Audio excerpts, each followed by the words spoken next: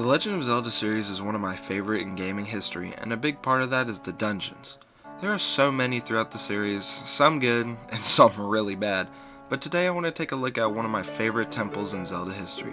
Now before we get into this, I have to disclose that I have far from beaten or even played every Zelda game, so maybe my opinions are going to change in the future, but for now I gotta say that Stone Tower Temple from The Legend of Zelda Majora's Mask is the best temple in all of Zelda. There are so many great temples from so many Zelda games, but today I wanted to analyze the Stone Tower and see what makes it the very best temple in Zelda. You might be wondering how specifically I'm going to go about this. Well, I'll talk about each individual room in the temple, explaining what's going on in said room, whether it be a room with a key or some stray fairies or maybe even a boss room. I'll also be talking about a lot of the lead up to the temple just so we can analyze everything the land has to offer. At the end, I'll give the temple a final rating and place it on a tier list so that if I decide to revisit the temple analysis with Jikbean again, then I can compare it with other temples. Without further ado, let's get right into the magic that is Stone Tower Temple. Before we get to the actual temple, there is a lot to talk about the lead up to the temple. First, we have to get into the land of Ikana where the temple resides. After getting the Garo's mask, we talk to the mysterious Poe guy from Ocarina of Time, and he summons a pillar that we can hookshot onto and enter Ikana Valley. There's a whole lot of lore and creepy atmosphere in the land of Ikana, but maybe that can be saved for a future video. There's also a whole underground well that can also be discussed, but you use that well to get into our first location of the video, the Castle of Ikana. The Castle of Ikana is a mini dungeon of sorts, and I'll be describing each room and how they function. Walking through the front door, you're greeted by a bunch of Gibdos who are mummy-like creatures. So I'm actually an idiot, I don't know why, but in the script I wrote Gibdos instead of Redeads. So just to be clear, these are Gibdos and these are Redeads. Sorry for the confusion. Usually they scream and stun you, but if you're wearing certain masks like the Gibdos mask and Captain's hat, they just do some dumb dances and you can kill them for a whole bunch of rupees. This is actually a pretty solid rupee farm to get a piece of heart, but back to the castle. Also in the main room there's two frozen eyes which you can shoot with a fire arrow to unlock multiple different doors. The way you're supposed to go is through the left door where there's a floor that rises when a switch is hit. You're not normally able to run all the way through to the door, but using the Deku mask you can make it about halfway through, send the platform back up, and make it to the door. Next room is hitting a switch in the corner, and that's about all this room has to offer before we walk through a hallway to get onto the roof. On the roof we can walk around and make our way to these pillars to step on a switch, which helps make a hole in the ceiling. With this hole being in the ceiling, we can head through the second door in the front room. Immediately we are greeted by a wall master, which can easily be defeated with the help of the mirror shield and our gilded edge sword. Using the mirror shield, we can get rid of the obstacle in our path by reflecting sunlight onto the sun symbol. Right past this is more Redeads that can pretty easily be dealt with again. After defeating them, we get to fight a Wizrobe, a mini-boss. Honestly, one of the weaker bosses in the game, as all you need to do is look around for where he is and shoot him with an arrow. It's pretty simple. After beating a mid-boss, we get to go to the roof once more where we can use a powder keg to blow up the ceiling, allowing light to flow down into the main room. Using this light, we can clear the area and move on to the boss of Ikana Castle. His name is Egos du Ikana, and as discussed in my Majora's Mask ranking video, check it out if you haven't, if you wear the captain's hat, you'll get a goofy little cutscene where he thinks you're Captain Kita. He sends out his henchmen first to attack you, and after burning the curtains to let in some light, attack them with your sword to stun them and use the light to reflect onto them. Then it's on to the main boss of Egos du Ikana. The fight works pretty much the same way, and it's a decently fun boss fight. After beating him, however, is when you learn the song that we came here for, the Elegy of Emptiness. His song makes a creepy statue of you, which has its main use for holding down switches. This is also the exact image most linked with the Ben Drowned creepypasta, and looking at its face I can understand why it became so iconic. Also, his little henchmen argue really funnily, and it's stupid how funny this cutscene is for such an old game. I don't know why, but that's how good the writing is in this game. Now with the Elegy of Emptiness, we can finally start our trek to Stone Tower.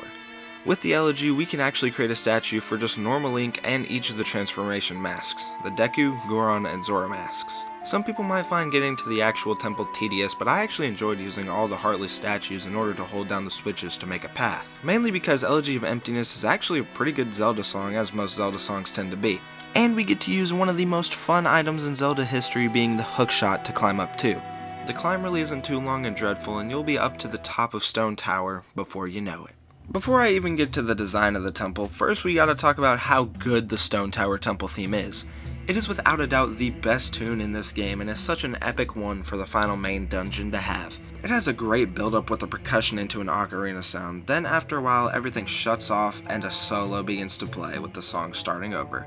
The ocarina sound quite obviously represents Link, and all the other sounds being heard I think represent how much backup he has with all the people he saved and friends he's made. But at the end, the flute solo represents the Skull Kid, all left alone with no friends due to the power of Majora's Mask. Hey, that might not even be close to what it represents, but that's just how I feel about it, and you can feel free to have your own interpretations. I hope you guys enjoy this song as much as I do, because you will be hearing it a lot during this video, and we'll also get into the inverted song at time whenever we invert the tempo later on. We are finally in Stone Tower Temple. The main room of Stone Tower Temple has a few enemies that we can dispose of quickly. There's a couple of puzzles to do in this room, but we can only get one stray fairy in here for now. The stray fairies are some of my favorite collectibles, as they are really fun to collect and give you some really good rewards. Proceeding to the next room, all we gotta do is hold down all of these switches using the Elegy of Emptiness in order to open up the next area. You're supposed to use these boxes too, but I accidentally broke one. In the next room, you're going to want to blow up the floor to let sunlight into a different room, which you head to using these stairs. There's a light puzzle which nets us the dungeon map, and if we destroy all of these exploding statues, we can get a chest which has a small key. There's also another fairy in here that I missed the first time, but later went back and got it. One of my favorite parts of Stone Tower is the fact that we get to use all of the transformation masks. Now the Goron has the least amount of use, but the Zora and Deku have plenty of uses, which will be seen in the next few areas. With the Zora mask, we're able to swim around in this next area, and you're supposed to use a dolphin dive to get up to this area, but I like to use an exploit where if you're at the top of the water and put on the Zora mask, you can glitch the game and grab certain ledges. On this specific ledge we grab onto though, it helps us obtain a small key and hit a switch for a puzzle we need later on. In the next room there's a whole lot more water to swim in and some chests that we can spawn in, along with a new light puzzle which gets us the compass. Going into the next room using the key we got earlier, we actually get to use the Goron mask to knock down this pillar, and do even more light puzzles. Yes, this temple has a ton of light puzzles. It's very useful to use the stone mask in this room so these little buggers don't get in the way of your light puzzle. Shining the light at these suns allow us to obtain another stray fairy, while the other puzzle showcases a Link reflecting light into other mirrors, which then store the light and allow for longer distances of light travel. Part of the reason I love this temple so much is all the light puzzles, and there are quite a few in here, so that gives this temple a big boost. In the next room we get to use both the Deku and Goron mask. For the Goron mask, we have to slam down this button and roll over to the chest to get a fairy. This fairy can actually be pretty annoying if you're not patient, as the timing is tight, but it's still very doable. Speaking of tight timing, having to fly across all these wind turbines as a Deku Scrub can also be a bit challenging. While doing this, there's also another chest containing another fairy, making this our fourth one. Going through the next door, we arrive at our first of two mini-bosses, the Garo Master. As the name implies, he's the master of all Garo, and is a beefier fight than just a normal Garo. It's a pretty fun boss fight, and it's made even better when after you defeat him, he blows himself up just because he has to go out in the most badass way possible. In the chest he spawns after offing himself, we get one of two dungeon items, the light arrows. After the mini-boss, we enter a little hallway where we get to use our light arrows to fight an Igor and gain another stray fairy. Now that we have the light arrows, we can move on to the second half of the temple. To get to there though, you have to go outside of the temple and shoot this red gem, which in turn flips everything upside down. Besides the music, this is what Stone Tower is most known for. Speaking of the music, it also changes, and while not actually inverted, it has a more ethereal feel to it than the original had. Right as we go into the main room, there's a chest that we spawned in earlier for another stray fairy.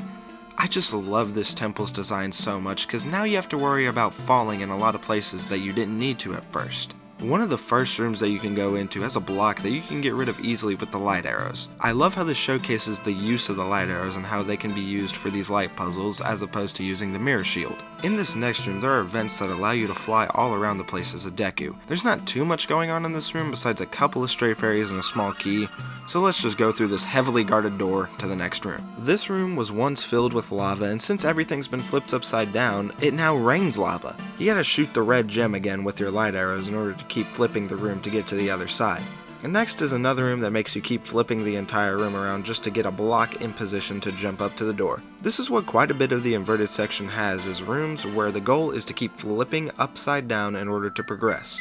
After all of those puzzles though, we have a little boss fight against another Wizrobe. Not too different from other fights like this, but still a fine enough fight I guess. After beating him though, a chest spawns which you can hookshot onto and get another stray fairy. After that, we go to another room where you get to screw around as a Deku. The main goal here though is to go into the room with a lot of switches from earlier to get a key. There's these really random Zelda enemies who I don't know the name for, and you can avoid them entirely using the stone mask.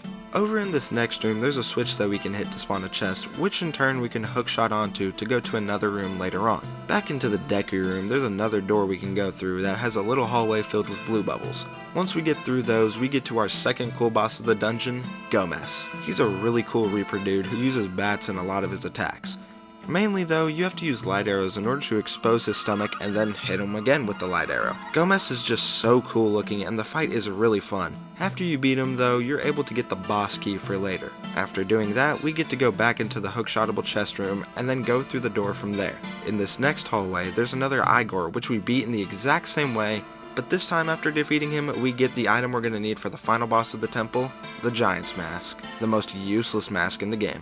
After one final room, which isn't much to write home about, we finally enter the boss room, and after jumping into this graboid looking hole, we finally get to fight the boss of Stone Tower Temple, the Twin Mold. Unfortunately, unlike the rest of the temple, this boss fight sucks so bad that it's one of the only reasons that Stone Tower is debatably the best and not definitively. The main reason this fight sucks so much is just the use of the Giant's Mask. It's not very fun to use and requires magic in the first place, so if you're running low, well, sucks for you, buddy. You can, however, just get some Chateau Romane from the milk bar before the fight, but I forgot to do that, so it took way longer than expected. All you gotta do is just attack the back of each twin mold, and eventually they'll both explode for a bit of an underwhelming end to one of the best Legend of Zelda temples. Except it's not quite the end, because after you get all 15 stray fairies, you get the most OP item in the game, the Great Fairy Sword. This sword is awesome. I love its design, and the fact that it does so much damage is a plus too. The only downside is it's gotten really late in the game, so there's not really a good reason to use it, as the only place that you would be likely to use it is the final boss fight, but let's be honest, if you're getting all the stray fairies, you're probably also getting all the masks, so you might as well use the Fierce Deity mask over the Great Fairy Sword anyway. Well, there you have it. There is my supposed best Zelda temple of all time. As of right now, I believe it's both the best and it's my personal favorite, but maybe some other time we can analyze a different temple, and who knows, maybe it'll surpass Stone Tower. For the official Jickbean rating, it's going to get an S- tier rating. While it's still an absolutely amazing temple, on this latest playthrough, I found some minor nitpicks, and the final boss of the temple really sucks. So honestly, it's a low S tier. If you enjoyed this type of analysis video, please feel free to let me know by liking, commenting, and subscribing, and I'll consider doing more stuff like this.